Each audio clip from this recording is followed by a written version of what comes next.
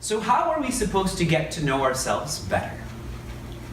A great teacher had shared with me, there's a 4-point plan on how to get to know yourself better.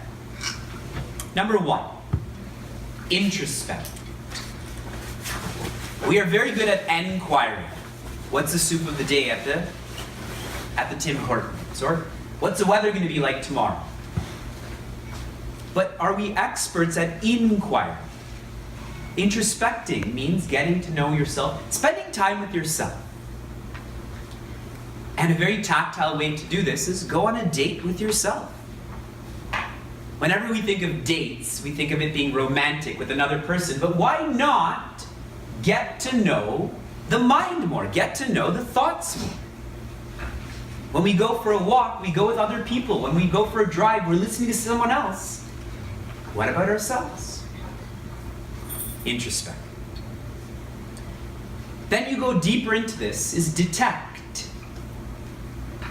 When we spend more time with ourselves, we come to know the texture of the thoughts. We come to know where are the thoughts going. Like a science experiment. You put it in standard time and pressure. Now what happens? You're all familiar with the term hangry.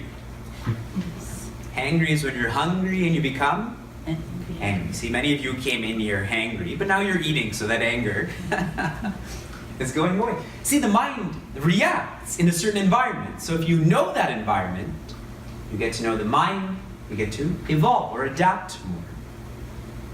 A tactile way to detect is to journal. Write down what you find with your thoughts, what you find with your mind. I think you professionally do that with other people, correct? What about yourself? Which leads us to the third point, even more deep, is negate. Negate means when we start to introspect and detect, we are going to find vices that propel these thoughts. Anger, fear, jealousy, and on and on and on. And if we can pick one vice and really focus on that vice, we will do something about it. But if we don't know that that vice is there, there's nothing we do. Awareness is the first step towards a solution, right? And the final part of getting to know oneself more, getting to know the thoughts and the mind more, is substitute. For every vice, there's an opposite virtue. And that's why it's called substitute. Only when you practice a virtue does the vice go away. So what is the opposite of greed? If greed is a vice, the green disease. What is the opposite? What is the virtue? Giving or generosity. What is the opposite of fear? Love. Who do we fear the least? Ourselves. We only fear that which is different. We do not fear ourselves because we're not different to ourselves. We love ourselves. The opposite of love is not hatred, as we see a lot in politics or social media. It is fear. Because there's fear, there can be hatred.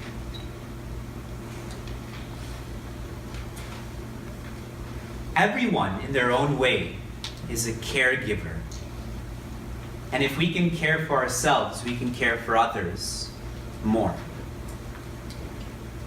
Remember I said that we are not our hardware, we are our software. Everyone's hardware is really not that different. Our hearts, our lungs, our muscles, our blood. Our softwares are actually not that different either. The more that you know your thoughts, the more you know your mind, the more you come to know other people's thoughts, the more you come to know other people's minds.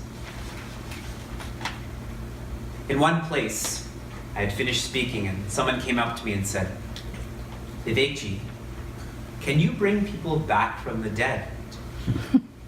And I explained no, but worse than biological death is philosophical death, where you stop remembering something. And their next question was, Vivekji, can you read people's minds?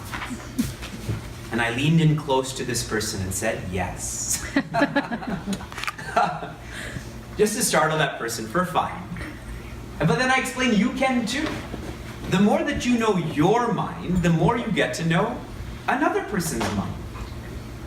My wife tells me on a regular basis how she's sort of scared at how much that I know her. And I tell her, for the last 10 years, 100 hours a week, all I do is study my own mind. And our minds are not that different. So if I really love my wife, if I really want to care for my wife, we call that empathy. M means in. And then pathos, I think is how you pronounce it, means feeling.